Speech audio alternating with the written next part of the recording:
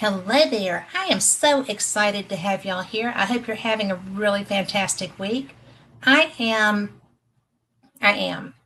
It has been fantastic. Everybody knows that I fell and busted my capoozle. I'm better. And I am really excited about tonight's show because there's so many different things to go along with these topics. Samuel Chong is a really fascinating person. He's got a wide range of interests, but he is an attorney, a court interpreter, a translator. He is a UFO researcher, and we're going to be talking about how that came along. He has a lifelong interest in the paranormal, UFO, spirituality, and I think that this is going to be a really fun interview and a really interesting one as well. So, Dr. Chong, Samuel, welcome. I'm so glad to meet you. My pleasure, and thanks for having me here. Absolutely. You know, I also am interested in the paranormal and spirituality as well as ufology. And I started my research as a paranormal investigator with visiting locations that were ostensibly haunted and learning what was there to interact and that type of thing, and how to not interact with something that I didn't really want to be there. So how did you, first of all, did you grow up in China? Yes, I grew up in China. I was born in 1978, and I was fascinated by the ghost stories in China.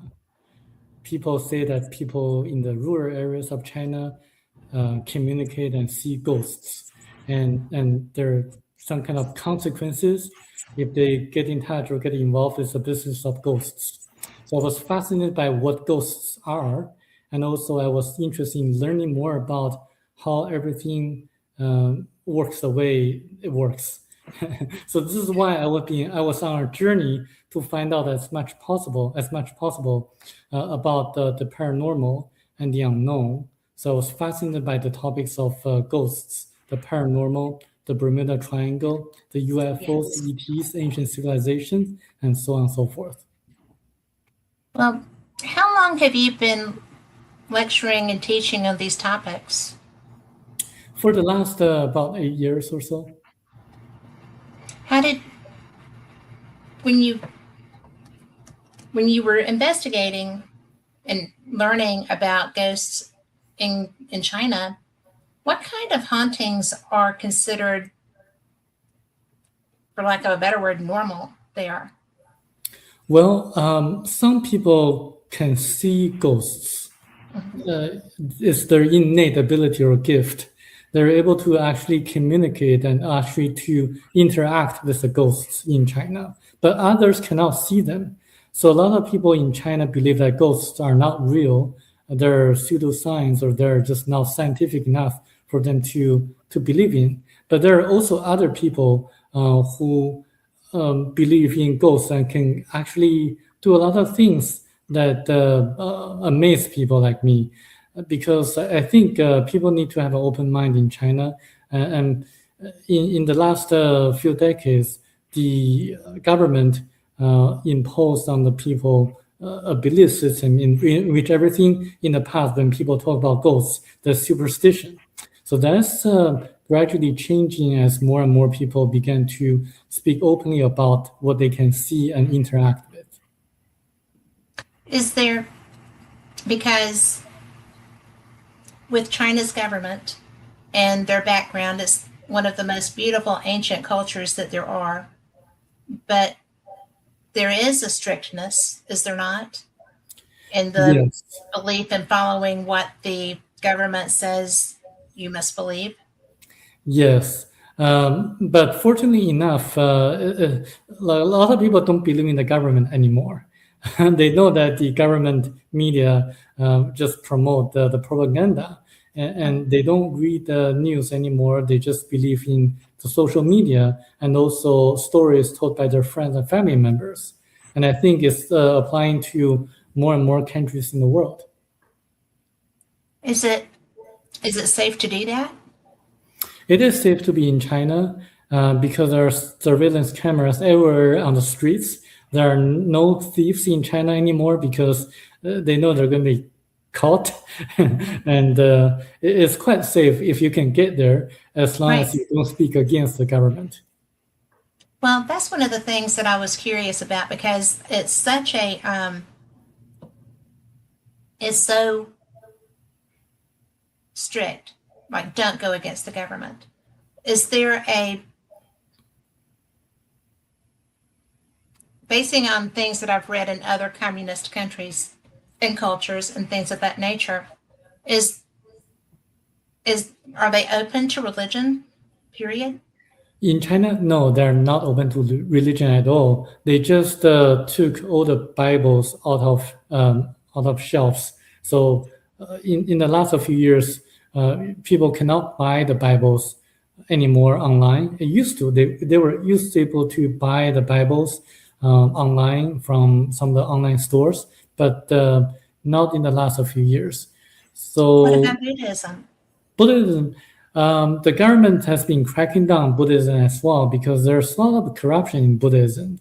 One of the most famous monks in China was kind of persecuted by the government because he was allegedly very corrupted, sleeping with a lot of women and getting a lot of money from the people who kind of donated to the temples. So it's really, really interesting time that the government is doing a lot of things to really discourage people to believe in anything religious. Wow. It's tough wherever you go sometimes, isn't it? Right. But as we can see, there are a lot of things that the religious organizations did in China that are not really trying to motivate people to be spiritual. There are a lot of corruptions in the religious organizations like Buddhism and Taoism in China. Everything becomes distorted once it goes into China. So it's a different story. Okay. Well, I've never been there, and I love learning about different cultures. So I have friends from China who live here now. I live in a city that has a strong research medical community. So it's there's a lot of people that come here for that. We're very multicultural. And hello, Lori. We are very fortunate because we do get to interact, but I love to travel. And so far, I've been to Scotland and to Belize as far as out of the country and, the Bahamas. So going east, I think would be, well, west for me, but I think it would be so neat. And I love when I get to talk to people from different cultures like you. So, but when you brought up ghosts and, interaction with ghosts, I was like, oh, that's very non-China. I mean, it just seems like that would be such a bad thing for them. But when you do go travel, I would strongly encourage you to visit Japan and China and also Vietnam and compare the three countries. What about Bangkok? Thailand is a very nice country too. It's a very Buddhist country. People are very polite and nice. There are a lot of very interesting and delicious tropical fruits like mangosteen, and you can try out. My sister loves Thailand, so she's done many Buddhist retreats there. So a cool place. Lovely country. How did you move into the realm of ufology? As I was very curious about ghosts, reincarnation, near-death experiences, and also the Bermuda Triangle, the pyramid, I was thinking, like, people on Earth cannot really get to the bottom of everything. What about the ETs, extraterrestrials? If they can come and visit us, they must have advanced technology and knowledge. We can just learn from them. They can explain to us how everything works. what happened to the Bermuda Triangle or the Great Pyramid of Egypt. We can just get a shortcut and to really advance more progressively, technologically, and also spiritually. So that's my innate motivation of getting information from ET contactees. So I was searching for a lot of books written by ET contactees. And then that's when I found out that there's one book that can answer everything. That's the Thiaoouba Prophecy book that I'm going to be talking about. Yes. Well, how did you find that? Well, as I was searching for books written by ET contactees, I was browsing on Amazon, searching books, ET contactees. And then they had the search like recommendation of the book. But at that time, it was titled Abduction to the Ninth Planet. It sounded very interesting to me, but it was selling very expensively, over $100 or so. So I checked the book out from a local library through their interlibrary loan service. Yes, and I borrowed the book and I read it, and I couldn't put the book down because it's so interesting and so intriguing and so fascinating. What was, first of all, I understand how you wound up with it, right? But what was the part that first just reeled you right in and you knew this was what was going to be the right way for you? Well, as I was reading the book really, to me, was a science fiction because everything it talks about is just so far out. Talking about the history of mankind, starting from 1.35 million years ago on Earth, and we all came from different planets. That sounded to me like a science fiction. And Yes. then after reading the book until the chapter on who was Christ, it talks about that there is a tomb of Jesus in Shingo Village, Japan, that people can still visit and check out. So I did my research. I searched online immediately and found out that yes, there's a tomb of Jesus in Japan, in Shingo Village, Japan. And the description of that tomb matches the description of the book, Thiaoouba Prophecy. That really shocked me because some people know that Jesus went to India, but not many people know that there's a tomb of Jesus in Japan.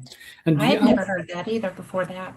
Right. And the author wrote a book back in 1978 after he encountered the ETs. And he published the book in 1993 in Australia, years before internet went to Australia. And he never traveled to Japan. So that's the turning point, making me believe that everything written in the book has to be checked out. Well, I can see that. You know, when you come across something that seems impossible, then it's time to give it a look. I'm with you on that. Yes. And then that's when I started to check out everything, every detail written in the book, and everything can be verified. For example, when the author, actually, let me tell the story about the book. The book details that the author's experience, personal experience of being taken by the ETs to their planet for 9 days before coming back. And he was told about many things about the history of mankind, about the real dangers on Earth. Number one, being money. Number two, politicians. Number three, journalists and drugs. Number four, religions. And he actually revisits the stories of the ancient history of mankind on Earth. A lot of the stories were actually recorded and documented by the Bible, by the ancient scriptures. And he actually detailed a lot of his experiences. And I checked out some of the details. For example, when he entered into the spacecraft of the ETs, they disinfected him using yellow light and blue light. It turns out that blue light has antibacterial effect based on a paper published by Harvard Medical School years after the book Thiaoouba Prophecy was published. So a lot of details that can be verified. Yes. And you know, there's so much in ancient learnings like this that blow people's mind. And we have a history of being a little different ourselves in this period.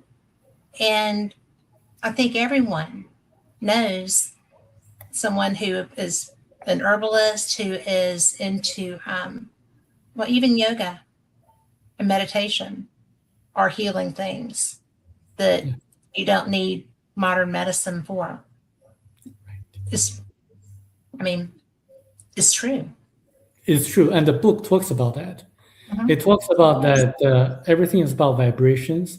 You can use a vibrational frequency to neutralize gravity so that everything will become weightless, without weight. This is how they built the Great Pyramid of Egypt. And this is how they were able to actually build the statues on Easter Island.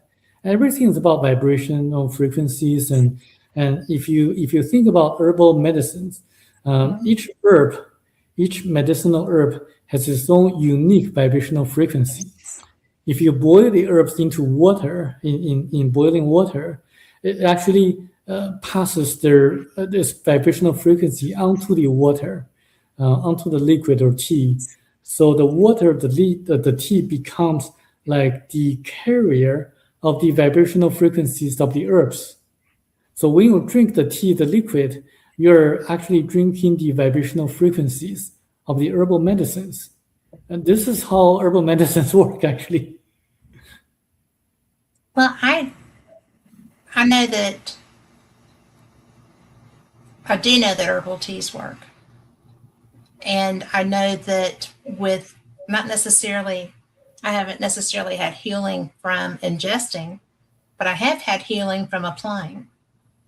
And I believe in poultices. They work. And I do know also that psychologically, certain teas are very good for different things that are going on with you. They're also very good for healing congestion and flu, helping the symptoms of that anyway. People don't really understand that so much in my culture, in our culture, because we just don't open our minds to that very often. It's getting better. People are starting to understand that you don't necessarily need to be eating a pill or, doing serious medicine to have good effects. Exactly, because the healing process and why healing works is actually pretty advanced knowledge. Because according to the book Thiaoouba Prophecy, it talks how your mindset affects the auras. Yes. Yeah, the mindset actually affects the chakras, and the chakras affect the auras, and the auras affect your physical body. And the healers can actually interact with your auras or chakras by giving you the right energy so that you can heal yourself, heal your energy fields so that they can heal your physical body. So it's a different process from the conventional drugs, Western medicine. The Western medicine only kind of remedies the symptoms, but not the root causes. Mm-hmm. Yes, I had a pretty bad accident at one point, and my husband and he plays poker, so we go to Las Vegas, and so we drive down to different places to go visit, and we had driven to Sedona, and we were only going to be there for one night, and he was like, "Why don't you see if you can get your chakras aligned?" I was like, "Well, kind of short notice." And it was supposed to be because a woman was there to do that, but she had a client going with her, and that client said, "Sure, tell her to come along." And I was like, "That's kind of personal. Are you sure?"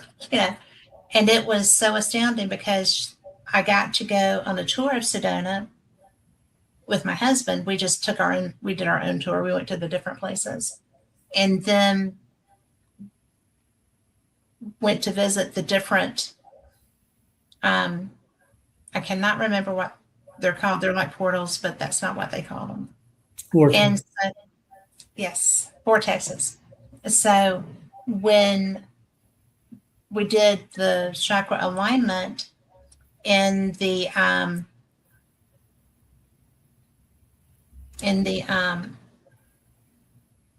well, on one of the vortexes, and when we left, it was so different.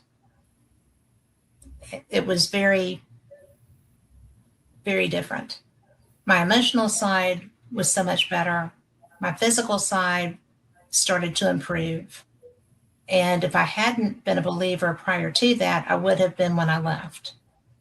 And it was just really something that is ancient. I mean, it's how we're supposed to take care of ourselves. Yes. And we get told all the time that we're not enough. We can't do that. And yet we can. Right, we can do help. that. Yeah. With help. We have to understand what the help is. So. And actually, the book Thiaoouba Prophecy gives a solution, gives a direction, where everyone can help him or herself by meditation, by meditating, by praying, or just by looking inside for answers. And you can actually activate your immune system just by meditation. I was in India about 2 years ago. I was telling them about the effects of auras and also why the Ganges River has the water from Ganges River has healing effects. And then one person came up to me. He said, Samuel, I was diagnosed of terminal illness, terminal cancer. And the doctor said that I have only about 6 months to live. What I did was I meditated every morning for 2 hours under sunshine in a shade.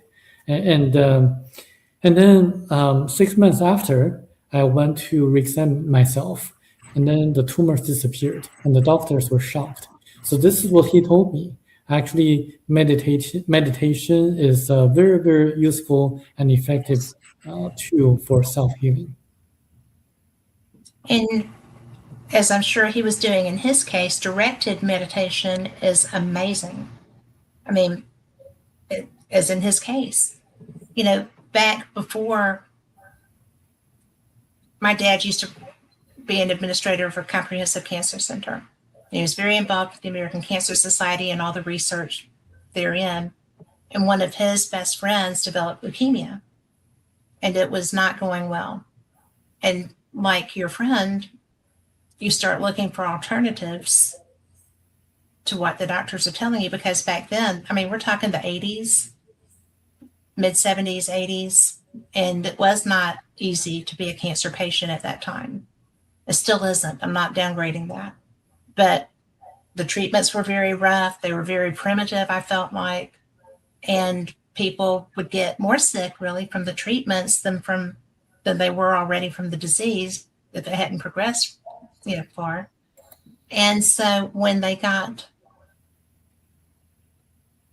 to where they needed to find another way, that was generally the way they went. Because even if you weren't healing your body, you were healing your spirit. And they felt like they were getting something. And then as they grew in that practice, they started realizing, well, this is bizarre, but very amazing. And I'm going to trust this process. Do you think that trusting, because the Thiaoouba is it's fairly specific on what you need to do, isn't it? Yeah, if we are talking about the meditation practice, then it is actually pretty simple to do. Is you can just relax your mind and relax your muscles and breathe slower than normal and try to empty your mind. And that's actually the process. This is the gist of meditation. And I think everyone can do it very easily. Or alternatively, if someone is religious, especially a religious Christian, then you can just pray. But praying there's a technique.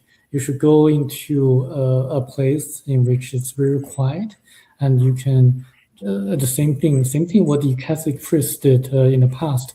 Just meditate with all your mind power, with all your heart, and there's a way to pray as well, which is to be thankful of everything was given to you, and then to really use your subconscious mind to hope for something that will come better. And if something that you're hoping for helps with your spiritual development, then you'll become real. You'll manifest. But if you're praying for like winning the lottery, then there's a discernment. If it helps you with your spiritual development, it'll come true. If it doesn't, then it will not come true. So that's the magic of praying. They're very similar. And a lot of people look at those two things as being different to the point of not being able to have conversations with people that don't believe as you do. And I've never seen the sense in that. I mean, we're all citizens of this world, and we all have to live on this planet together, ostensibly, right? Until something different changes. And we have to be able to have discourse and to understand that, like this, that's so similar. It doesn't rule, you're not ruling anything out because they are such similar practices. It's a beautiful thing, I think. Yes. And knowledge is power. Once people have the knowledge, they can really act on their own and take the initiative. A lot of people have been actually waiting for the government or for the media or for the authoritative figures to do certain things. They need to realize that they have the power, the people have the power, and the government serves the purpose, the wishes of the people. Then if we make the initiative, if we act, then we are going to change everything. We should not wait for others to make the lead. Yeah. I just think that I don't know. I just think everybody should, and I'm not a Pollyanna. I'm really not a Pollyanna. Maybe. But I think that sometimes you see such growth and moving toward that, toward being like unified in some practices. And then other times it's like, nobody's getting along anymore. What is wrong with our energy here?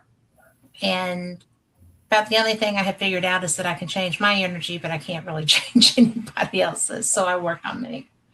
Sometimes that works really well. Sometimes not so much. Yeah.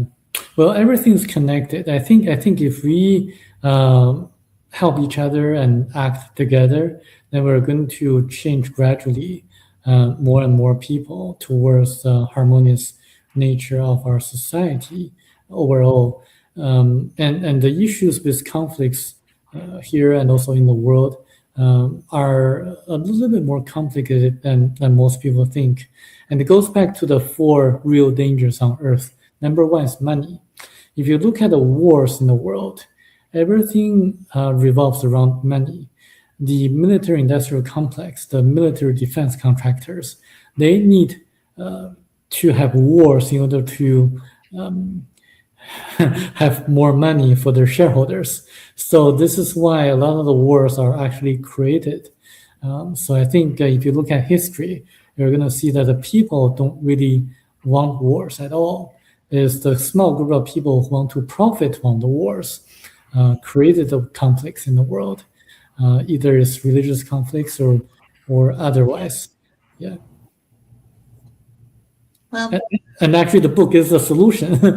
What we need to do in order to make it more peaceful. Well, it really is. And I think I told you that I don't even remember how long ago it was that I had a guest on who was also very interested and lived by this book. And I was like, really? And that wasn't even what the show was about. I mean, you know, so he was like, "You've got to read this." And I was like, "Well, okay. Got to's always get my attention, you know." But then I'm sorry, but when I saw you and your bio for the conference, I was like, because I've seen you on interviews before, but I had not really had a chance to get involved with this because still raising children, still doing, you know, things. And I just never got all the way through it. And so, but it is life changing. Just the bit that I did get through was just so neat. And I'm interested in your lecture because I think that there's going to be some people that are changed during that lecture. And I'm interested because there's a lot more to you also, but you bring this outlook to that. And that's an interesting concept for me too. Yes, the book actually changed my life for the better. It gives me the knowledge to make the right choices in my life. And actually, Warren Buffett says that the best investment is to invest in yourself. And this That's book, reading this book has been my best investment. And because it really gives the knowledge to really act in a certain way to help not only myself, but also my family members, my friends, my associates, my colleagues, and everyone else is amazing book. What is one of the favorite ways? What's one of the favorite ways that you have seen it affect your ability to help, like maybe somebody that's not such a close contact, but that you interact with daily? To help people like that. Do you lead by example with the things that you have learned? Do you share your philosophies with them, or do you just live your walk? I try to share my knowledge and my philosophies to as many people as possible. And nowadays, people live in different communities or different groups. It's just like we are separated more and more by technology, and we don't watch the same media anymore. So what I do is that I try to insinuate the messages into different groups of people, so that people from different perspectives can accept certain messages that tailor to their concepts or perspectives. So I do live my life as example to try to bring the messages out to as many people as possible. I think that's just beautiful. I mean, because that's what we're supposed to do. We're supposed to live our beliefs, and that way people, you know, and if somebody's interested, if somebody sees what you're living, they tend to go, "Oh, well, I need to know more about that." And then you have an opportunity to explain to them why you're different. I think that's cool. Yeah, especially I was an immigrant. I came here at the age of 15. I went to high school, went to UC Berkeley, and I studied in London and Madrid. I speak Spanish and also translated the book from German to English. And I became a lawyer just 2 years ago. So I keep learning and keep absorbing knowledge, the knowledge that can help more and more people. So this is how I live my life, by like educating myself, by absorbing as much knowledge as possible, and investing in myself, and then by helping others. See, that's beautiful because you're helping you to help others. That's cool. Yes. Well, Thank you. I had nothing to do with that. I mean, that's just pretty interesting. And it's, I mean, it really is. It's such an important way to, you're spreading the benefit of that just by being an example. I love that. Yes. I mean, And to I me, hope that's I great. can, yes, and I hope I can motivate and inspire others. A lot of Chinese people who came here and a lot of Japanese and Korean people who came here, they actually do similar things. It's just that I think there's more into having financial freedom. There's a spiritual side of everything, and there's more into accumulating material wealth because we really cannot take away anything material after we pass or when we pass. Napoleon conquered a vast territory of land, but he couldn't take away anything when he died.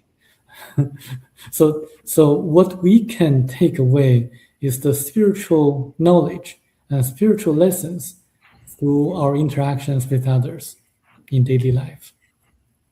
And what a much better way to be spending your time if you're going to be sitting somewhere contemplating what you lived than to have been a positive in somebody's life or in the life of people that you love, or just, my dad told me that I was much too big of a Pollyanna to survive in this world. Do you know what that means? It's No. too much, way too, it's basically naive and expecting everything to go well just because, that's how you're living, and to expect people to be like me and to try to, I trusted too much. I expected too much. I believed in people without cause. That was his take on that. And I was like, well, I have found that people will live up to what you expect of them in large part. And they will reflect back to you what you're putting out in large part. There's always an exception, always an exception. But it's really important, I think, to do that. And that was before I had heard about the book. So I started out that way and got in trouble with my dad. So there's that. It was funny. But, a lot of the stuff, out of curiosity, and because y'all would have moved in the same circles to a degree, did you know Eric von Däniken? Yes, I know his Did work. you have the opportunity to have conversations with him? No, I did not have the opportunity, unfortunately. He probably wishes he had been able to do that, trust me. But, I think that because a lot of what is in the book, he saw before people were traveling, really comfortably traveling, but he saw, he was in the base of the Great Pyramid, there, in the Queen's chamber that was still sealed. They found a way to see inside of it without doing damage or anything. But, there, he was in Teotihuacan before people were there. He lived to be able to go and learn these things, not unlike you, to see and learn and to share things like that. And I would have liked to have been a fly on the wall during one of y'all's conversations if y'all were ever able to have one. I think that would have been such an interesting day. So, but because I think he lived a lot like that. I don't know about his personality as far as interaction with the average person. I do know that he was one of the first true adventurers that I got to listen to, and I did every chance I could get. And I think that when it comes to like the UFO side of things, it's just it's interesting because what he saw in his journeys made him believe in the UFO phenomenon. And I think probably that made a big difference for an awful lot of people. Just an awful lot of people with his writing and the way that he expected to always find something special. You know, he didn't go to these places just to go. He went because he had read about them, learned about them, understood that there were special things about the places that he wanted to go to. And he would, from the time he was 17, he would work and make the money to travel and go somewhere and learn about it and then go home and work some more to be able to go to the next place. And I think sometimes in our society, people start looking at the shiny objects.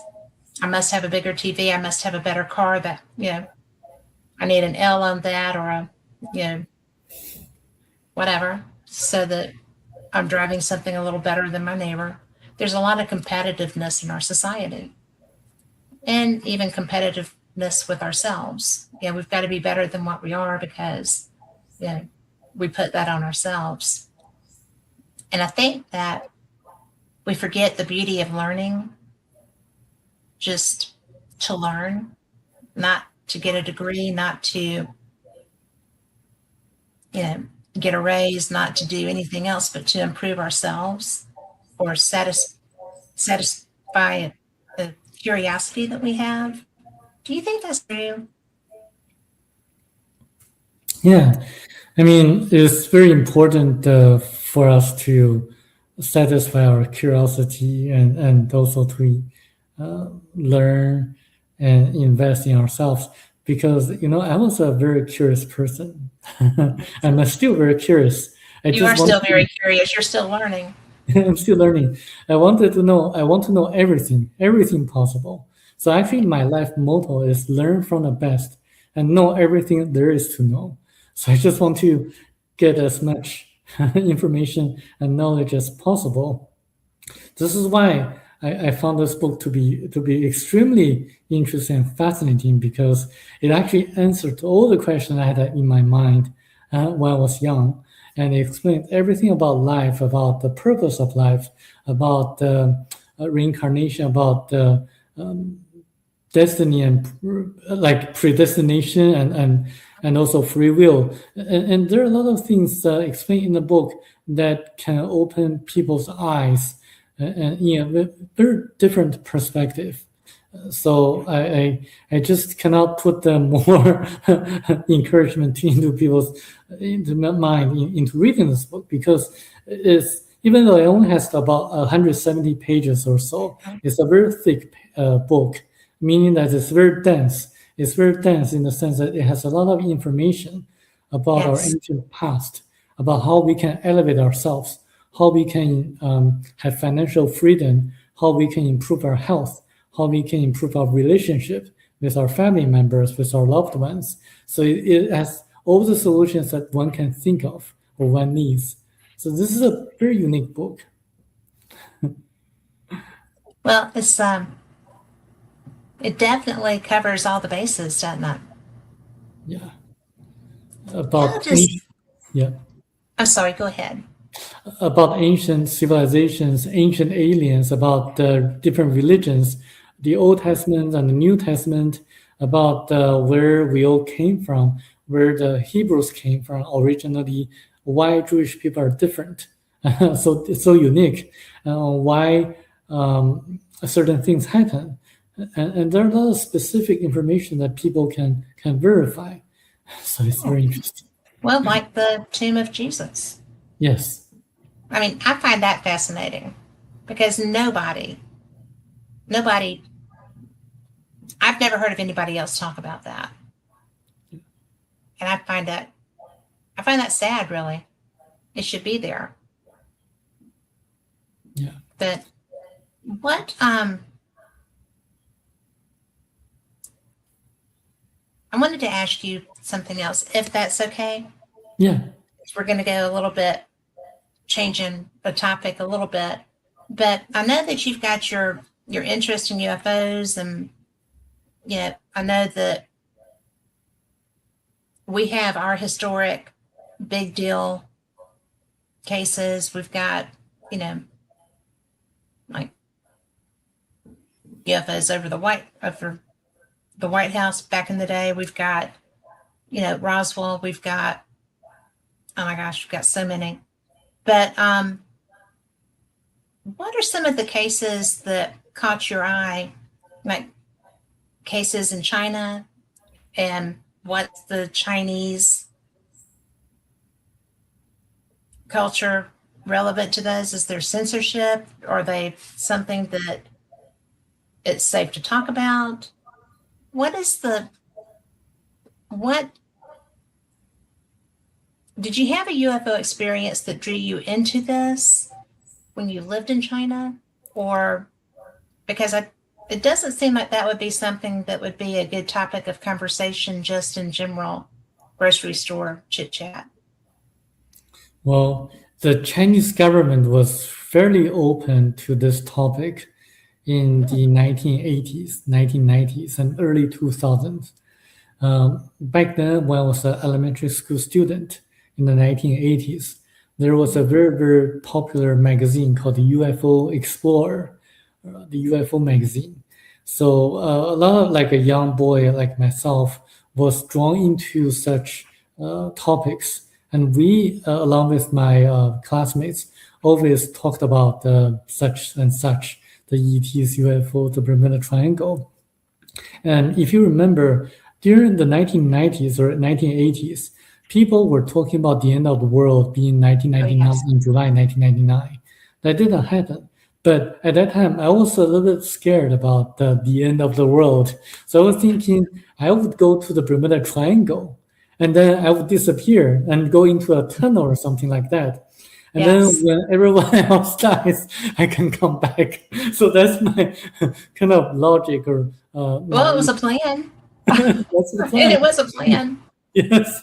It was better than my plan, which was write it out, But go to the beach and wait and see what happens. Right. So we were talking about how to save ourselves during the end of the world. And so we were kind of discussing whether the ETs and UFOs could save us at the end. So at that time, people were really open in talking about such topics. So that's where my interest came from. But then in the 2000s, there was the kind of a religious movement called the Falun Gong that the government was very scared of. So that's why they cracked down on all religious organizations and issues related to the paranormal, because the Falun Gong was talking about using the inner energy to heal yourself. And they had a specific form of practice that can really make someone to accumulate more energy. And it's actually been quite effective for a lot of people. But the government was cracking down on them because they had a mass protest in front of Tiananmen Square. And so that's when everything stopped. And the media stopped talking about that. But before that happened, in the 1990s, there were several UFO cases that were reported by the official media of China, the government media. One of the most well-known was the Phoenix Mountain incident that occurred in the late 1990s. A farmer in the northeastern part of China had an encounter with an ET, and they had several conversations, and the ETs one of the ETs impregnated, actually took his sperm and then got pregnant. And then he was told that a baby was going to be born on their planet, which is a satellite of Jupiter. And they showed him a holographic image of Earth, telling him that if you don't pay attention to the environment, we're going to destroy ourselves. They showed him where the natural resources were located in the holographic like presentation, like where the coals were and where the natural gas were, and things like that. So that's one of the interesting phenomena reported by the official media of China. Really? Yeah. Okay. That's cool. Well, where did that go from there? And then, so they had a lot of investigators to visit that part of China to talk to the ET contactee. They performed the polygraph exam, the lie detector test, and psychological exam on him. And then the result was that he wasn't lying and he didn't have any psychological issues. And they did a lot of other tests on him. And then a lot of people were interested in his stories, but then they couldn't make any sense of it because it's so far stretched from the perceptions of the regular people. So even though they had a lot of investigations and researchers, they did not have any conclusions on that ET contactee. So the official media stopped there. And then there were a lot of sightings too that were reported by the official media, like the UFO, UAP sightings. And there were no explanations given by the government because they couldn't explain anything like that. So that's the sightings or stories reported by the official media of China. What about the unofficial channels? There were a lot of private investigations going on at that time, and there are also a lot of private investigations going on nowadays. They were just under the radar of the Chinese government. For example, there's a private researcher, Mr. Chong, who investigated the Roswell of China, in which a UFO crashed in a city that's about 4 hours away from Beijing, the capital of China. And then the Chinese military retrieved the crashed vehicle, as well as a corpse of an ET, as well as a ET who didn't die. But according to the researcher, the private researcher, the military took the crashed vehicle and the ETs, and then there was nothing heard from them anymore. So just like this one. Yeah, just like ours, yes. You know, is there a big? I know the government's different, and I know that the government is stricter or more strict. Is there conversation about that still today?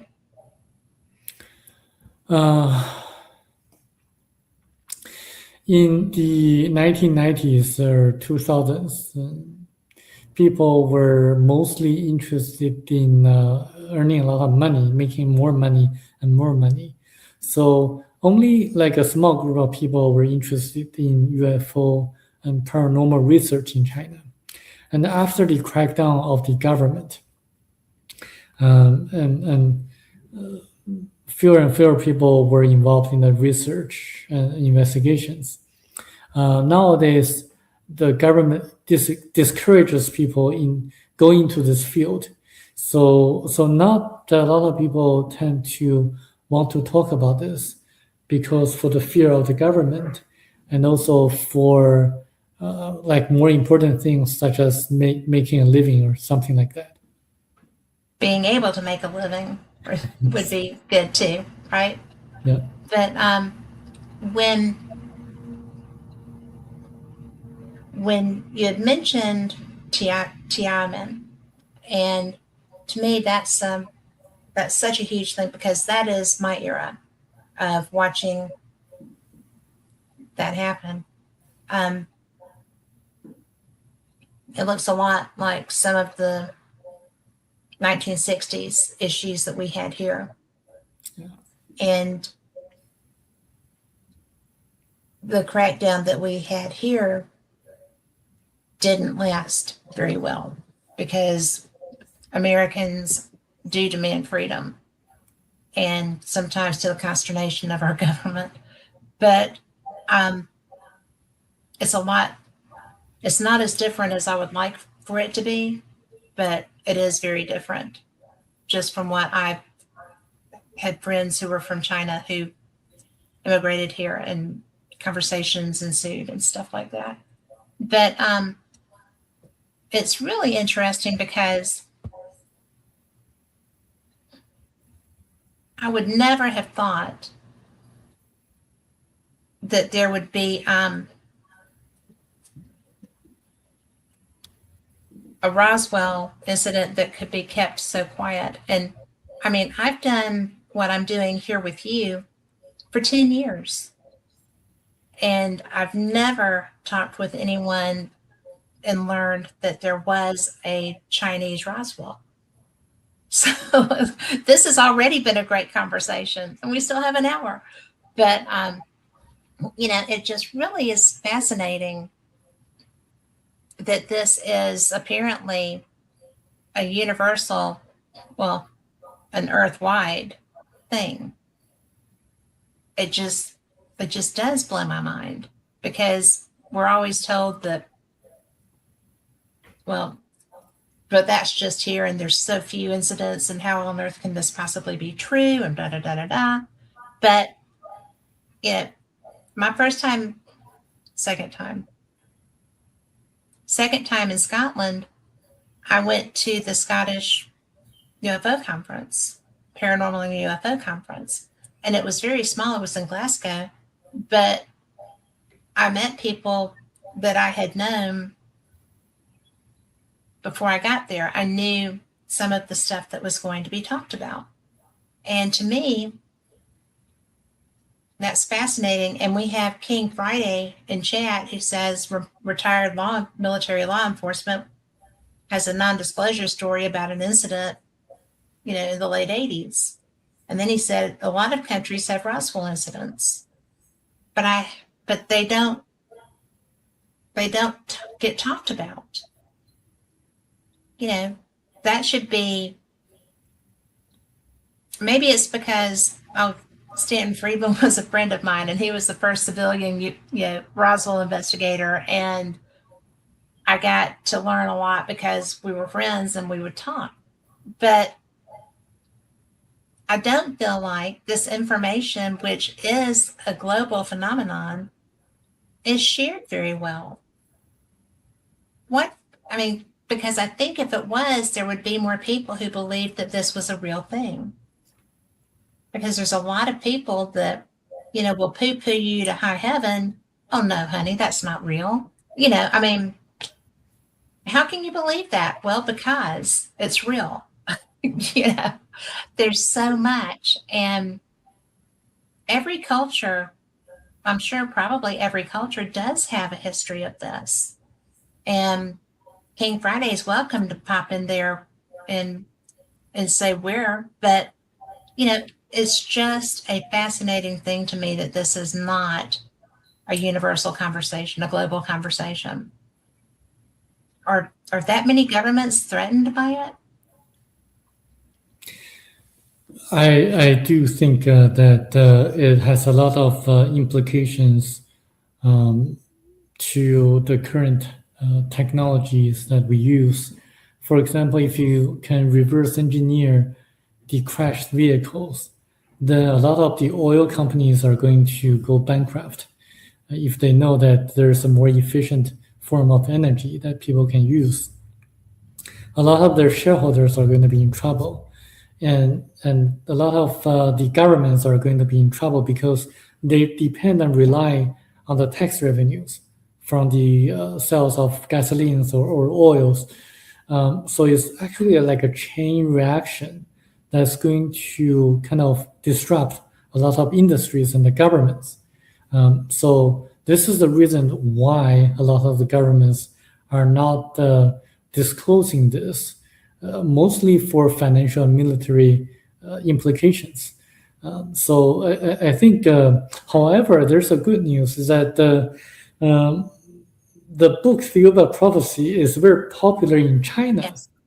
as a science fiction, not as a nonfiction, as a science fiction. Yes. So people gradually are learning about the possibility of the existence and contacts by the ETs from ancient times. So I think this is like a starting point. People read it as a science fiction, and then some of them realize that, oh, wait a second, every detail in the book can be checked out, can be verified. This must be something real. So they are gradually waking up. And I think China is leading the US on this point because they actually are learning from the ETs who are more advanced than the ETs that were on the crashed UFO vehicles in Roswell. Well, ostensibly, only one of them survived. So, yeah. I mean, in the sense that there are different kinds of ETs. The ETs whose vehicles crashed are not that advanced because their spacecraft crashed. right. But the Chinese people are learning from the ETs whose spacecraft never crashed and will never crash. So they're learning actually more from the more advanced ETs, the ETs mentioned in the book Thiaoouba Prophecy. Even though the book is published as a science fiction, a lot of people are reading it because not many books of this kind are published in China. So it actually feels like a vacuum. Like people just love this book. It's a bestseller in China, even among the official media. That's bizarre. Yeah. Cool, but bizarre. Because when you try to talk about it with people here, they're just like, the what? Okay. But well, people will be talking about it now. But I'm so excited. And to King Friday in our chat room, I did not mean to try to sound like I was putting you on the spot. I apologize. I did not know that you were still under your non-disclosure. So sorry about that. But he says that our jump in technology alone in a short time is a telltale sign. And that has been true since we started actually taking off, I think. And it's really interesting to me because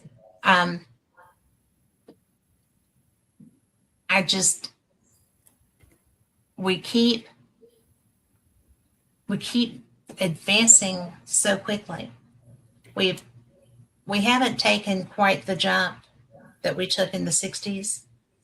That was huge, and there's been like computer technology, medical things, and things of that nature that I think are as a result of research on what we've gotten. But it just seems like people are so unaware of the fact that we didn't make all of this stuff. This is not something that we are known to do. We've had so many leaps in the past century and really by decade. And you mentioned Y2K, going through Y2K. That was actually very frightening for so many people. It was a end times kind of a feeling. And I just was like, well, what are you going to do? You can't fix it. I mean, you don't know. But it turns out we did not blow up, die, and go away. So that's a good thing. But but the book is such a good tool. I am really looking forward to your lecture. I have to tell you, I'm very excited about that. But you've got I don't know how to say his name. Michel Desmarquet. French Michel Yes. Desmarquet. Okay, Michel. But he was an abductee. Yes, he was an abductee in 1987. I don't know that name. Can you tell me about him? Well, he was a landscaper in Cairns, Queensland, Australia.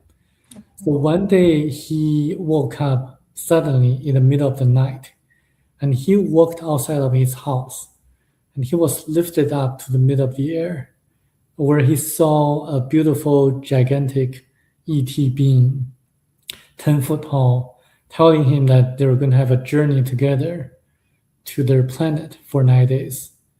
And then he was brought into their spacecraft, which is a spherical shaped aircraft or spacecraft.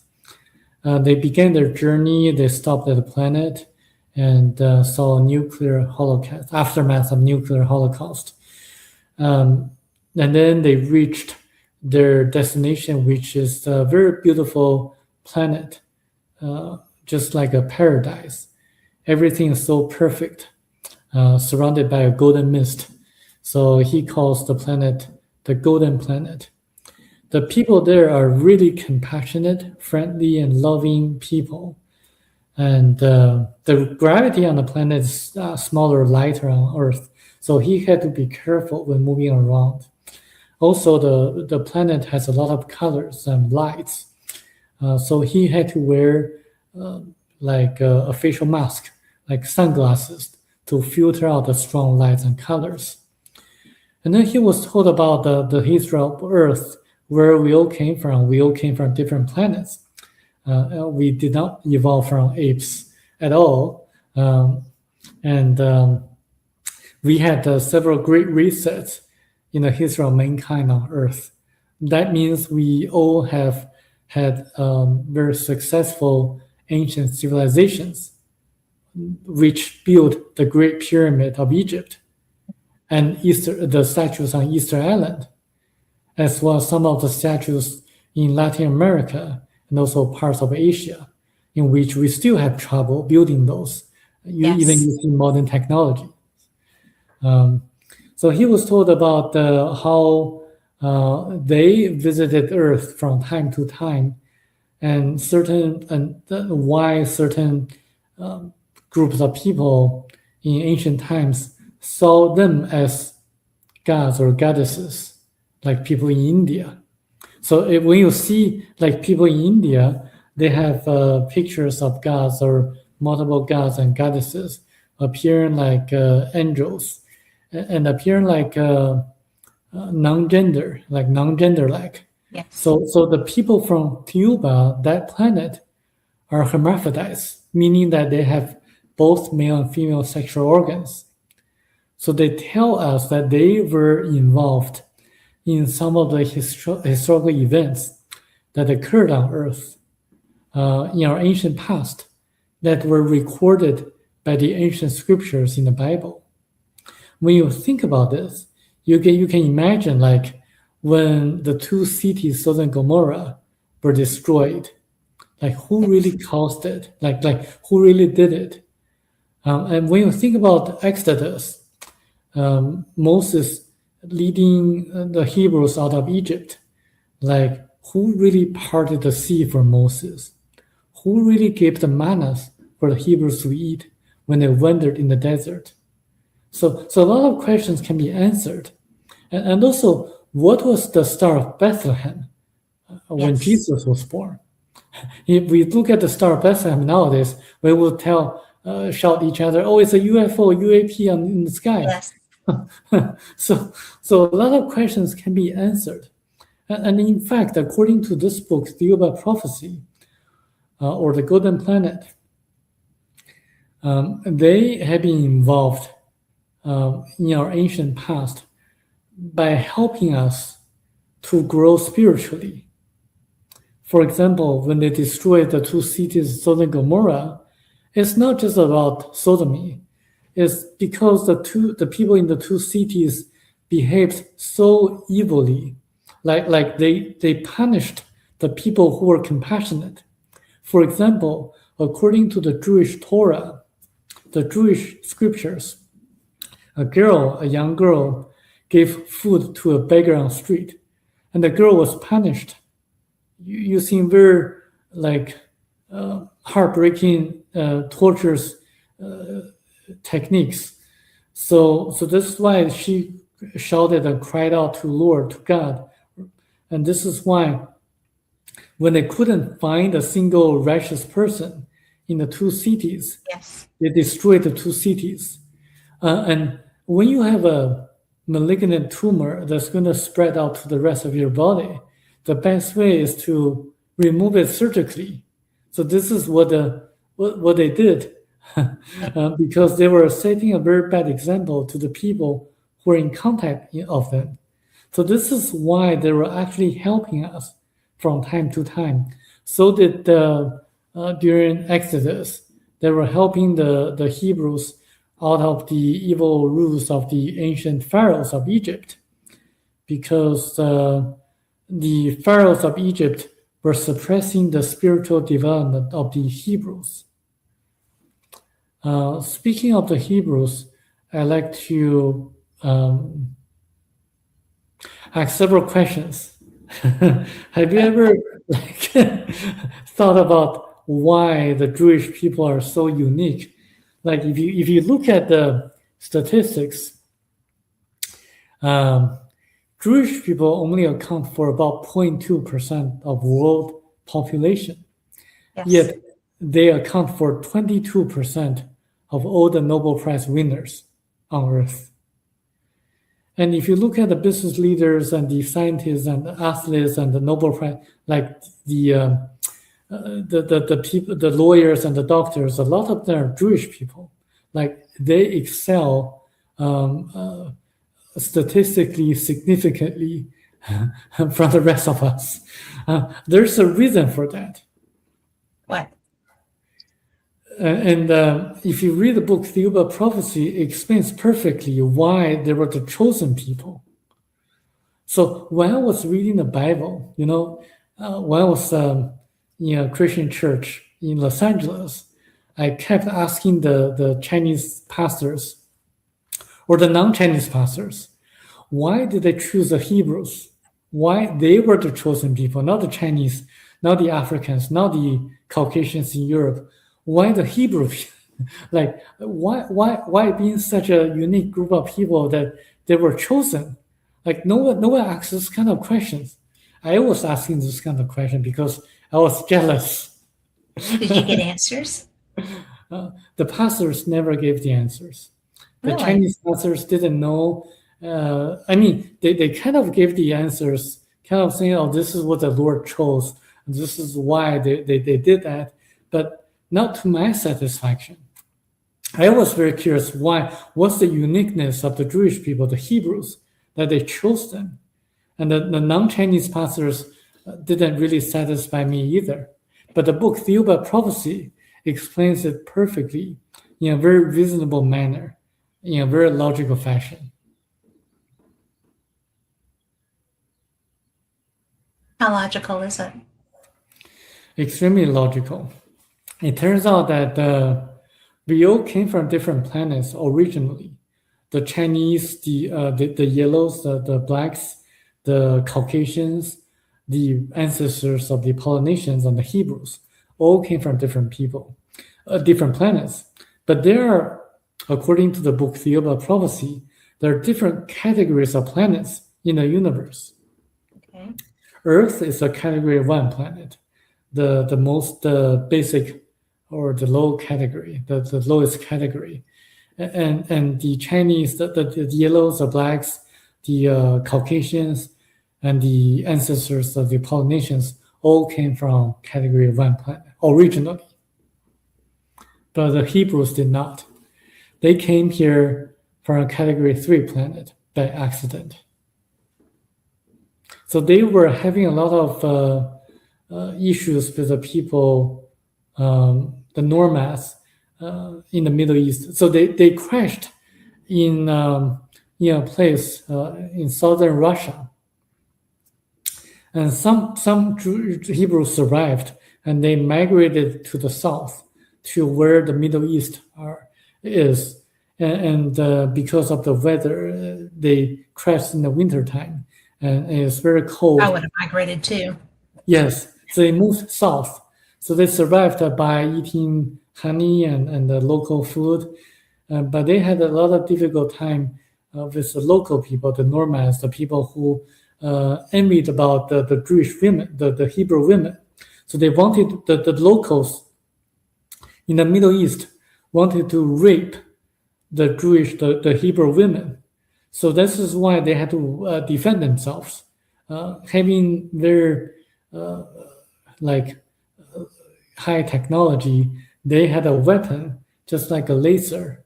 So they killed the people who were trying to rape their women. So they had conflicts with the locals from the very beginning. So they had a very unique culture and language, and they did not mix with the locals and the rest of the people on Earth. So this is why, if you look at the Orthodox Jews, they still are a very pure race. They did not intermarry with others. So the book explains like from the very beginning, like what really happened and why the Jewish people were kind of persecuted by throughout history, because they were actually kind of came here by accident. You would think that would have settled down somewhat after all this time, that there would have been some assimilation between the cultures. Well, not really. It's an ongoing, I mean, this has been so many generations thing. So it makes as much sense as anything else I've heard for why there is that animosity. I've never understood that myself. You know, Michel Desmarquet, the author, asked the Thiaoubans, if the Thiaoubans are so technologically and spiritually evolved and advanced, why didn't they just take the Hebrews back to their original planet, where they came from? And the answer he was given was that they thought that the Hebrews were going to intermarry with other groups of people, so that they would become more and more like the rest of us. But they kind of didn't expect that the Jewish people kept their race pure. So they really didn't intermarry with the rest of the people on Earth. So this is why there having so much animosity against Jewish people. Well, I'm not sure what I think about that. I'm going to have to ponder that. Okay. But, you know, it really is, and it is traditional hatred. I mean, it's like so deep that it's just not even negotiable.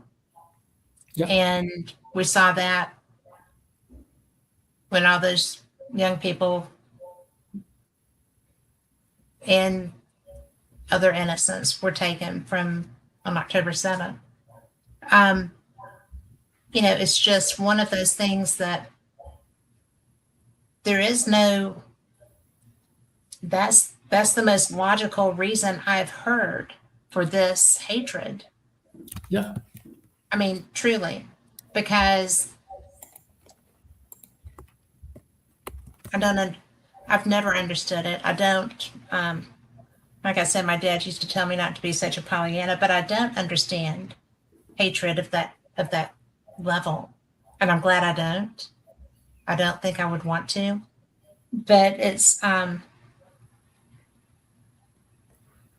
just so seriously wrong, you know, the stuff that goes on with that, because it's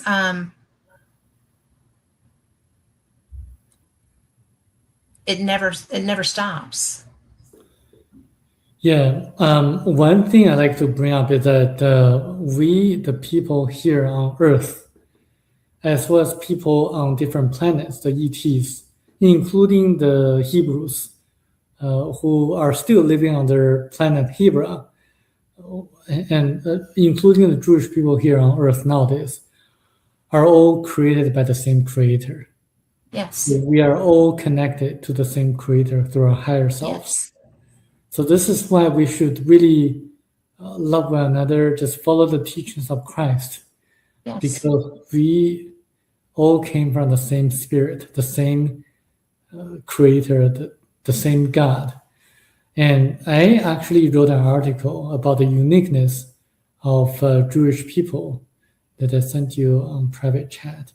And I just want to bring everyone together, not just the Jewish people in the world, but also the Chinese, the Blacks in Africa, and the Caucasians in Africa, and everyone else in Russia, in Japan, in India, in Japan, in Australia, in Latin America.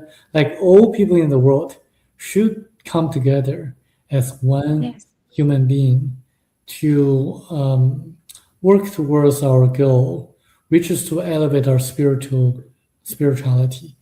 And I think through that, we can create a very good future. I share that opinion. And, there's that Pollyanna in me again, but I really do share that because hatred is taught, just like kindness is taught. And there's it's so important just I really believe in do no harm and do good wherever you can. And that makes a balance, and I really kind of am a Pollyanna, I guess, but it's just the better way to be. It really is. And you cannot advance when you have hatred in your heart. That's right. Because the behaviors associated with that hatred bring you back. They don't allow the advancement. Even if you kill, it's like with the Nazis, you kill people if they did their best to eradicate an entire race of people. And it didn't work. Because there was protection there. It should have worked. I mean, they were adamant and they did a really good job trying, but it didn't work because there are protections in place. I feel like because there are protections in place. So it's one of those things that, it's going to make your lecture so interesting. let me share you two things from the book that really amazes me. Is that in the book, it specifically tells us that the ETs from Thiaoouba, were directly involved in preventing Germany from being the first country to develop the atomic bomb. And I did some research on that. At that time, Germany was more ahead of the US scientists in developing or researching on the atomic bomb. There was a German scientist, a physicist called Dr. Heisenberg. And he was the father for Germany to develop the bomb. But for some strange reason, he made a stupid mistake, and his report was read by Hitler. That made Hitler believe that Germany did not have enough resources, plutonium, to make the bomb. That's why Hitler gave up the plan. So this specific detail tells us that there was a kind of intervention from the ETs, helping the Jewish people, preventing Germany from deploying or developing the bomb. And also they actually were indirectly helping the American scientists in developing the bomb and also in deploying the bomb in Japan, ending the war much earlier than it would have been otherwise, saving millions of lives. So they actually sided with the American government at that time because they believed that the Americans were more sincere in believing individual liberty and at that time. So this is something that I think everyone should take note, that the ETs intervene from time to time. But at the same time, the book also tells us that they never serve the meal on a plate, meaning that they inform us, they tell us that we should not expect them to intervene all the time. God helps those who help themselves. So if you're smart, and if you are trying to teach your child to solve a mathematical problem, you just wouldn't give him the answer directly. You would tell your son, like, this is the way you should explore in solving this problem. And then he would do his own research and try to solve the problem himself so that he can learn. Similarly, the ETs just give us general concepts and principles, telling us we should develop our spirituality so that we can learn from our mistakes. We should not expect the ETs to help us all the time.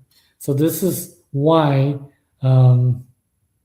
we have a lot of challenges we have to solve ourselves.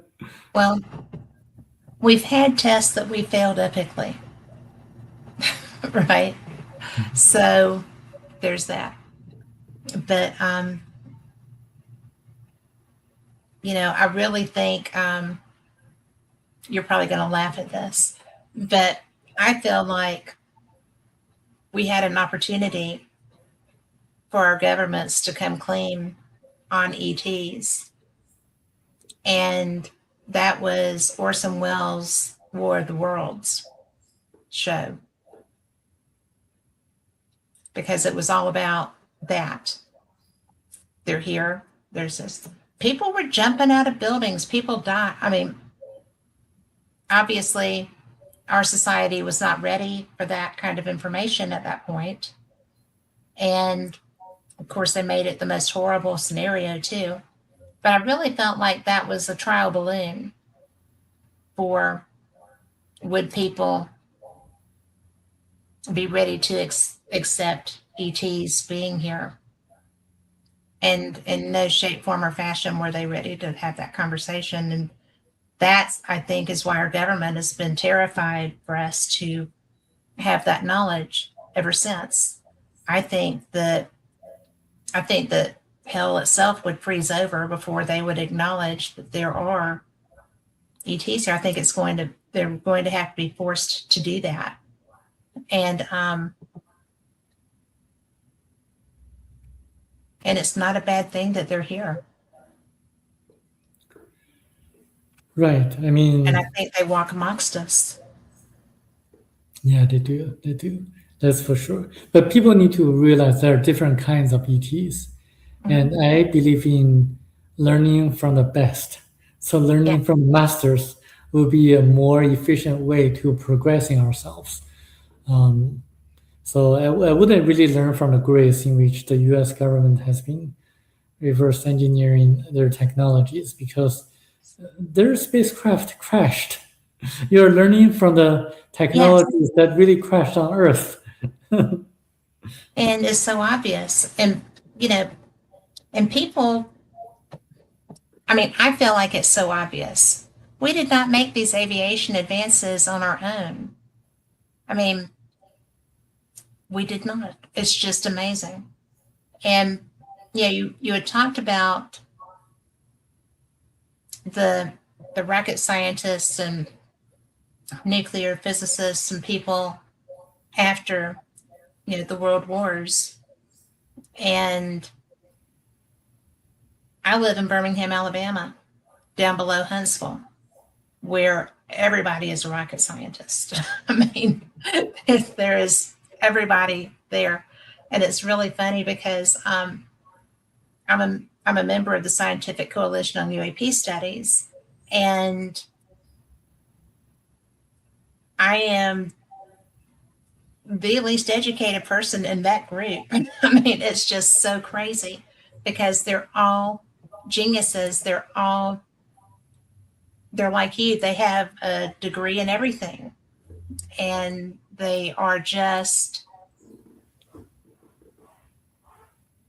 they're so smart and so interesting, and they change the world, and they are looking for scientific proof of UFOs. And I'm like, well, just look up, because they're out there. I mean, you see them on occasion when, I don't know if they slip up or if they choose to show themselves. I'm not sure what the motivation is with that. But would you agree that they are not hiding behind things that they like hide in plain sight? Well, there are different kinds of ETs. I mean, the Greys are not really. I think the government is hiding something, but the ETs themselves don't necessarily hide themselves Okay. on purpose. They're like the Thiaoubans. They don't hide themselves. They get in touch with us from time to time. If you read the Book of Enoch, you're going to see that they actually took Enoch away, the Book of Enoch, and I think people who still don't believe in the UFOs or UAPs, they should, especially in Alabama, they should search Tim Taylor. I don't know if you know him, but he's a great guy, and Yeah. he knows a lot. Yeah. So, will you say his name again? Tim Taylor. Oh, yes. Yes. I tell you, Travis Taylor. Travis Taylor is another person. I mean, Travis Taylor is but Tim Taylor is another kind of NASA person, NASA scientist who was documented in the book American Cosmic, and that book actually reveals a lot of the incidents in which will enlighten a lot of people, non-believers. Well, I will have to get you to give me the information on that so that I can read it and become more educated on that. And my lighting changed. Yes, I'm okay. Nothing exploded. But you know, I am always amazed, really, by the things that I didn't know. And so far, I am loving our conversation. So thank you so much. But I know that you're going to be talking about, oops, wrong button. I know that you're going to be talking about a lot of different things when you're at the Ozark Mountain UFO conference. And I'm just so excited that I'm going to get to meet you and get to hear your lecture. But, you know, we've actually covered a good many of your topics, but I wanted to hear more, if that's okay. But I wanted to hear more about your pyramid ideas, because, like I said, I heard Eric talk about that. Eric Van talk about his experience in the pyramids so much. And what are some of the topics relevant to the pyramids that you're going to be covering in your discussion? According to the ETs, the pyramid is actually an energy center that captures cosmic and terrestrial energies, so that the ancient pharaohs actually used the pyramid to communicate with people on different planets, and also to make rain, because it actually can project energy from the top of the pyramid into space. And it was actually built by a very wise person called Thoth in 17,000 years ago. And he was actually from Atlantis. And he had the knowledge to use anti-gravitational technologies and ultrasonic wave resistance, so that he was able to cut the huge stones in a very precise manner. And that's actually the same technology that they used to build the statues on Easter Island. So that was the knowledge that was lost after the disappearance of Atlantis, and also after the sunken of the continent of Lemuria about 14,500 years ago. So we had very flourishing, technologically advanced ancient civilizations on Lemuria, which was in the Pacific Ocean, and also Atlantis in the Atlantic Ocean. And that's where pyramid came from, actually how it was built. Okay. Well, what do you think about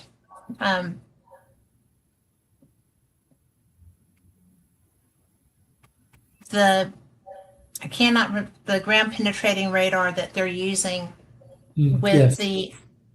under the pyramids? I mean, that would support that theory.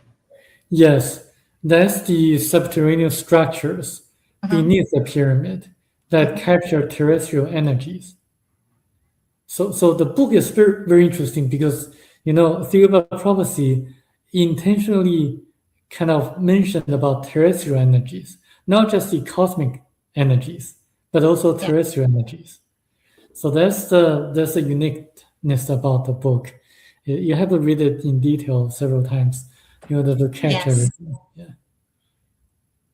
Well, I just think that's so cool, because when you were describing that, and I'm sitting there thinking, I probably got this glazed look on my face for a minute, because I'm thinking about the imaging that I'm seeing from this radar, right? The LiDAR. And I'm like, that's exactly what those are. They're catchment for energy. And that matches.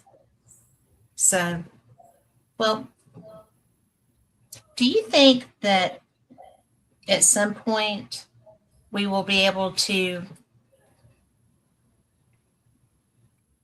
find, well, like the Library of Alexandria, all these things that are supposed to be somewhere here? Yes. That would be a way to help us understand more our history, our not just culturally history, but the spiritual teachings, the information to help us understand the ancient civilizations and how these type of things would help us move more into a better understanding of each other and yes, King Friday, but all the things that if we just had that base knowledge, I feel like we would maybe find a better way to flow together to understand that we have to have each other. And I do feel like that's true.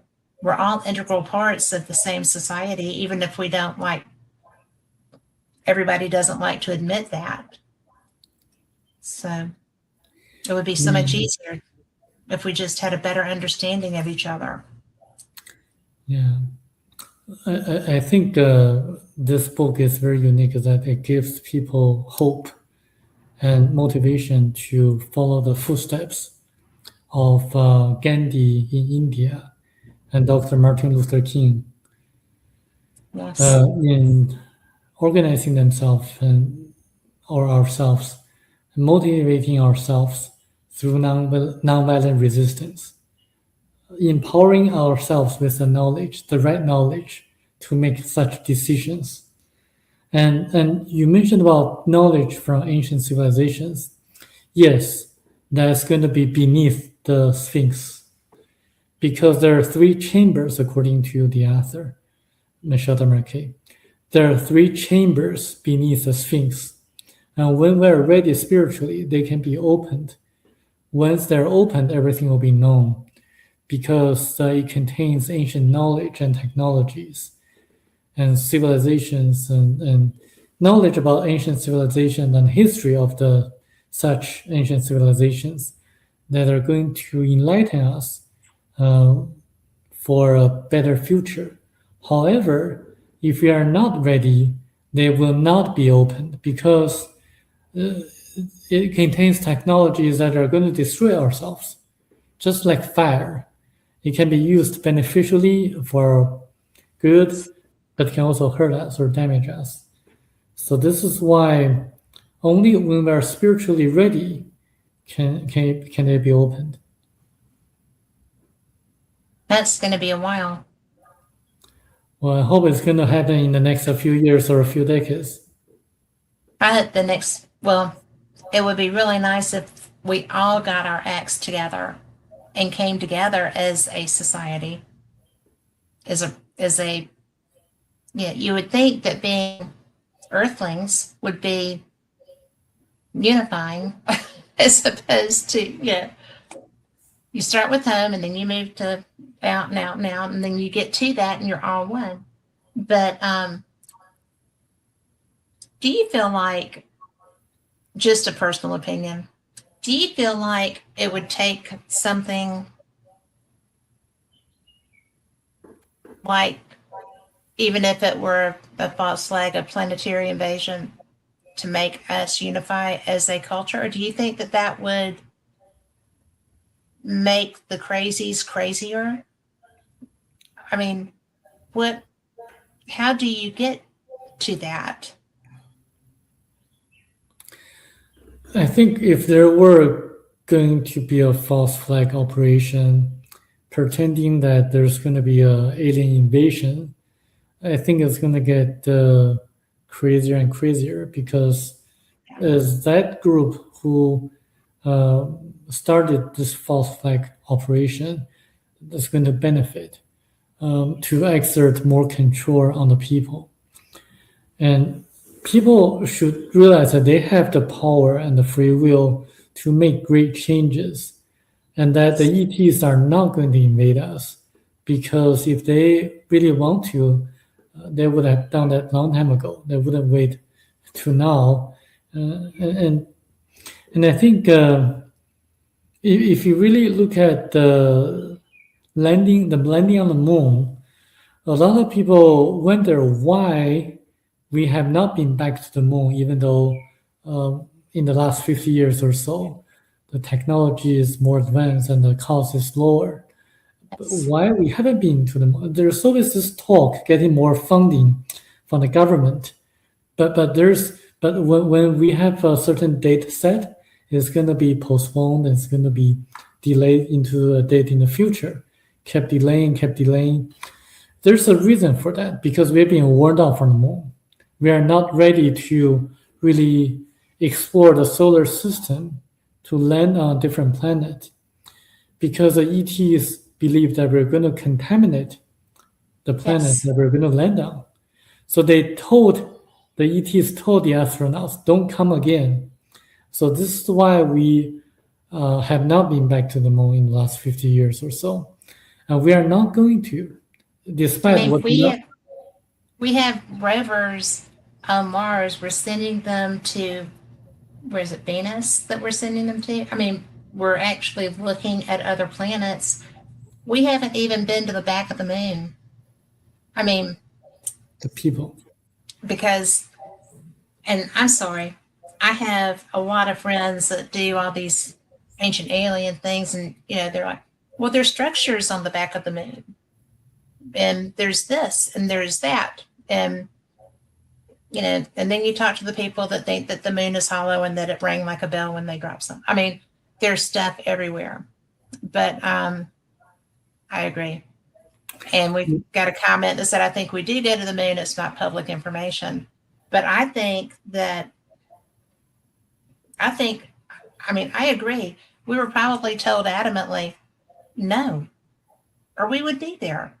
I mean, they were talking about building housing and all these other things that they were going to have people off planet and stuff. And that has not been that long ago. So I think it was definitely turned into a no-go location. There are ET bases on the far side of the moon, that's for sure, because it's talked in the book Thiaoouba Prophecy, confirming that there are artificial structures on the far side, on the back side of the moon. And it actually explains why they built them and when they built them and for what purposes is all in the book.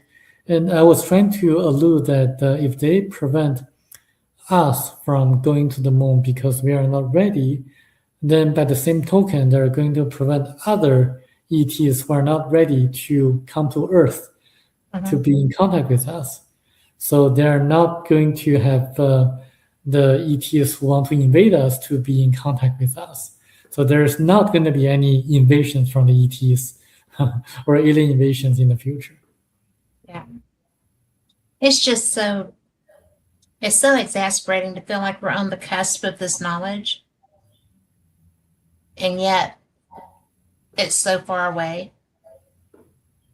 It's just a very annoying thing. I'm a person that likes the opportunity to get an answer to a question. And so I just keep trying to educate myself as I go. I'm 64. I still have time to learn things. My husband's like, that's new. And I'm like, well, heck yeah, it's new. I don't know everything yet. Working on it. So you don't look like 64. Oh, well, thank you. But really, and this is a bad day. This is, a hustle and bustle to get to the computer day. But I know that you had some thoughts on reincarnation too, and we've got a little bit more time, but can you tell me about that? I mean, I know I'm going to hear your lecture soon, but other people may not be able to get there, so. Right. I mean, in the lecture, I can elaborate a little bit more than what I say here, because there are a lot of details that I can present. So what happens is that we have our physical body, and we also have our astral body. When we pass, we give up our physical body. Our astral body will leave our physical body. And then during this time, there's going to be a life review process. Everything that happened from the moment we were born to the moment that we die is going to be shown to us like a holographic film, like a movie. The difference is that not only we are able to see everything happened, we're also able to feel and experience and to feel the pains of the people we caused harm to, and also the appreciation and happiness when we did something good to others. And then we are going to evaluate how we did in our lifetime. It's like an omnipotent feeling and experience. So this is why some people say there's going to be like a judgment day. Yes, there's going to be a judgment day. It's going to be yourself evaluating yourself. But because you're connected to the source, the creator, it's also equivalent to God judging you. But in essence, you're judging yourself. You're evaluating yourself. And then from that moment on, in 3 days' time, 81% of the electrons of your astral body will go to your higher self. So this is why, like, Christ resurrected after 3 days. And this is why in Tibetan culture, the corpse of the dead are not to be touched for at least 3 days because the cycle has not been completed yet. And this is why in Chinese culture, when a person dies, you're not to bury that person for at least 3 days because the person might come back. So that's in Chinese culture. So what about the other 19% of the electrons? They will remain in nature until the person reincarnates or until they're recycled by nature. But because of static forces and energy, they resemble the appearance of the person who just passed. And because electrons have memories, they frequently haunt the places they loved or hated. And some people can see them, and some people can see ghosts. And then for the 81% of electrons that go to the higher self, they will remain there until it's time for them to reincarnate. And then they will contemplate what kind of spiritual lessons to learn in their next life. And the next life, the important events of their future life will be shown to them, the critical events. And they can decide whether to reincarnate or not. When they accept that kind of life to the family they're going to reincarnate to, the memories are erased. So this is why most people don't remember their past lives, but some people do. Like the children, researched by Dr. Ian Stevenson and people like that. Yeah. And King Friday says, we used to bury the dead with a bell, and that hasn't been that long ago. That there would be a bell with a string tied to it, so that if somebody came back, they could let someone know to get me out of here, right? Mm-hmm. So, and that has not been that long ago.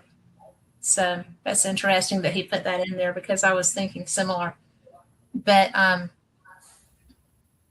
it's really interesting, because the concept of coming back it seems to be primarily universal. I mean, there are a few outliers and stuff that, well, you're just done. See ya. We got somebody coming in behind you. But, it's just kind of a, we don't just stop. I don't feel like we just stop either. So I think it's going to be exciting. I do hope that we get some of our knowledge back. I do not want to start over and make the same mistakes I have made this time around. So that would be good. Good to have that. Yeah. But I also, because, in Buddhism, you take those lessons with you, and you do work to improve on where you left off. Yeah. And, And additionally, I'd like to add one point, is that we go through different reincarnations. Mm-hmm. And according to the ETs, different reincarnations are just like different positions on a wheel. What goes up has to come down. So we have to experience everything, every role. Like we have to experience being the wealthiest person in the world. We have to experience being a beggar on the street. We have to experience being a king or a queen of a country. We have to experience being like a goldsmith somewhere, or someone who was the... Yeah, we have to experience everything. If you read a lot of research on reincarnation, and especially the book Thiaoouba Prophecy, you're going to see that we only use our physical body as a tool to improve our spirituality. The sculpture that we use the tool to make is just like our spirit. And the tools that we use to make a sculpture are just like our physical body. So we only use it to elevate our spiritual development. As we should. Yeah. So, we should be doing that while we're here too. And sometimes we forget that. I mean, it's kind of what our job is.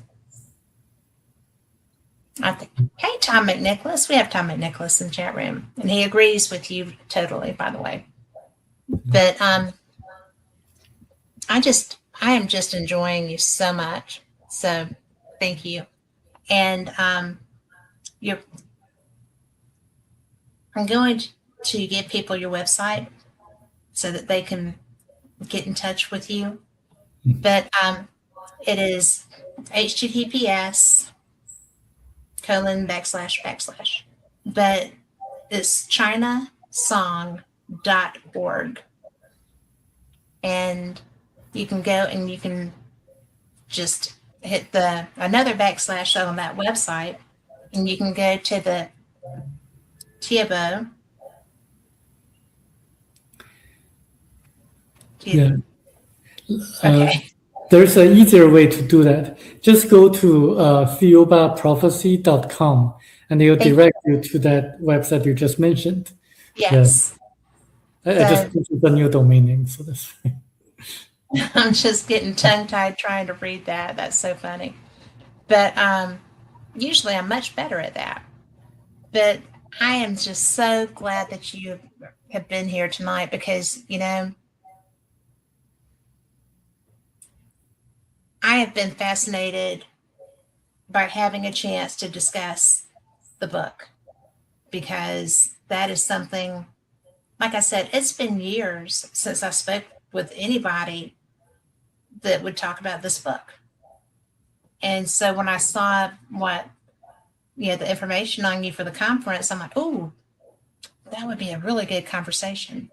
So, and even though I had a glitch, I appreciate so much you being here because it's mattered. This has been a great conversation for me. And I know our listeners have heard it and enjoyed it.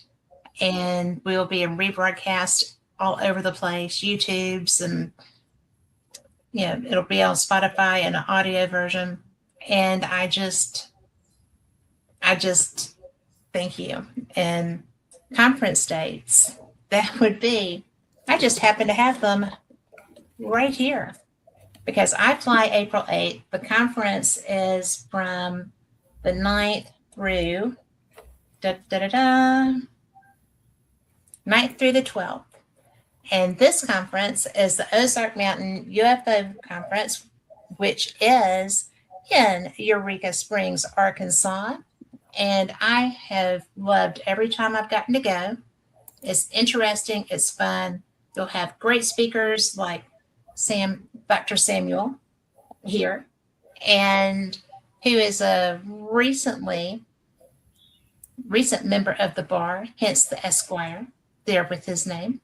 So if you can get there, this is the most personal, the most up close, most fun conference that I get to go to. And I was at the very first Alien Con. That was fun. I've been to some since, Contact in the Desert, UFO Congress. I mean, there's all kinds of conferences out there. They're all special and they're all great. And everyone brings something new. But this is a very special, up close and personal opportunity to meet some of the people that you have seen in this field, that you have learned from, read their books, maybe seen on TV, and including you, Samuel. Thank you. Thank you. So everyone, have a great week. I will see you Wednesday night for yes. I was like, wait, I'm traveling, but I'm not. I'll see you Wednesday night for Paranormal Experience with Kat Hobson. That'll be fun. And I will see you, if you get a chance, in Eureka Springs, Arkansas. So come on down and be blessed. Thank you again. And have a great week, everybody.